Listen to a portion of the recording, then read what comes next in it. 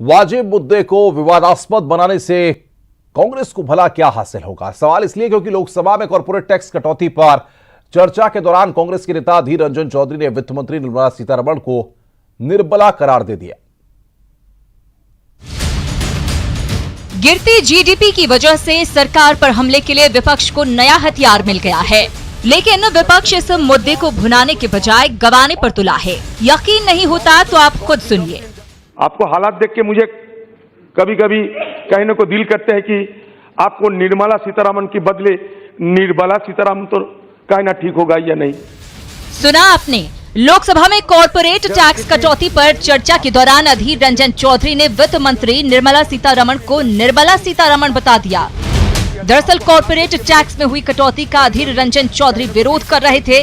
वहीं उनसे पहले वित्त मंत्री निर्मला सीतारमण ने सदन को बताया कि कॉर्पोरेट टैक्स में कटौती आखिर क्यों की गई। Trade war which was going on between the United States and the Chinese Republic or People's Republic of China, with indications that many of these corporates, multinational companies would want to get out of China, we thought it was necessary that we had to quickly take a call in reducing the corporate tax. वित्त मंत्री के इस बयान का विपक्ष पर कोई असर नहीं हुआ।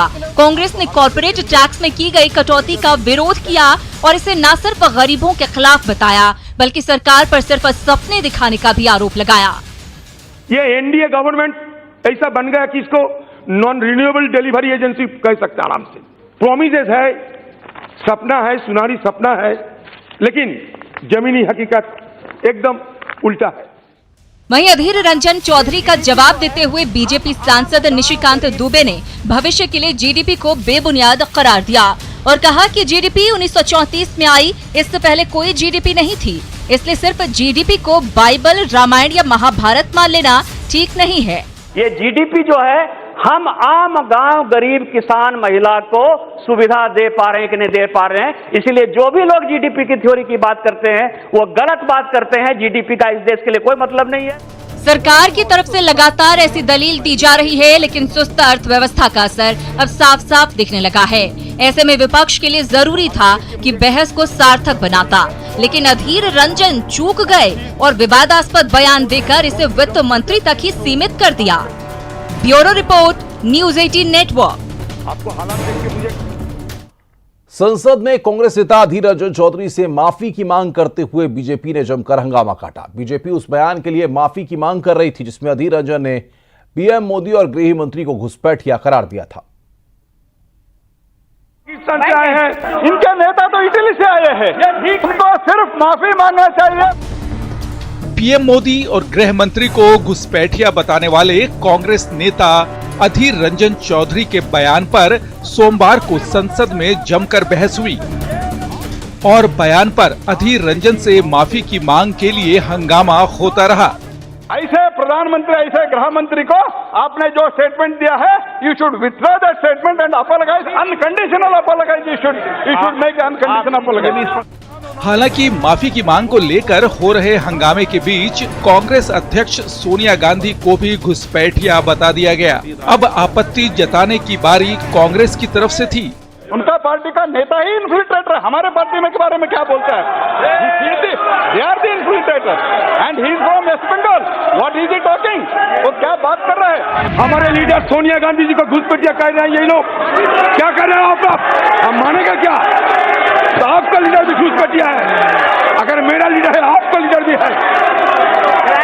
हिम्मत है तो मेरे बात सुनो, मान लो आज घुसपैठिया पर घमासान के बीच सदन में कांग्रेस के नेता अधीर रंजन ने कबूला कि उनके पूर्वज भी बांग्लादेश से आए थे, जिस पर बीजेपी ने सरकार से अधीर रंजन की नागरिकता को लेकर जांच कमेटी बिठाने की मांग कर दी।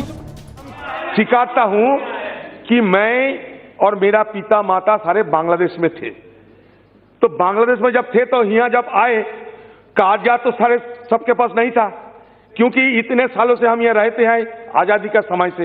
ये हमारा देश है, हमारा मुल्क है, तो कागजात रहने की कोई मतलब हम नहीं समझते थे। तो इसलिए एक मिनट तो इसलिए अगर अभी कोई कह दे कि आप घुसपैठिया है तो मैं घुसपैठिया बन जाऊंगी, क्या करें? मुझे ये लगता है कि इनको इनके ऊपर खुद भी भारत सरकार को एक इंक्वायरी कमीशन बैठाना चाहिए कि इनकी नागरिकता भारत की है कि नहीं है, यह पहले साबित हो जाना चाहिए, क्योंकि ये जिस इलाके को बिलोंग करते हैं वो बांग्लादेशी घुसपैठियों का इलाका है। आइए अब अधीर रंजन चौधरी का वो बयान सुनिए जिस पर संसद में हंगामा मच गया। हिंदुस्तान किसी की जागीर है क्या? सबका अधिकार समान है।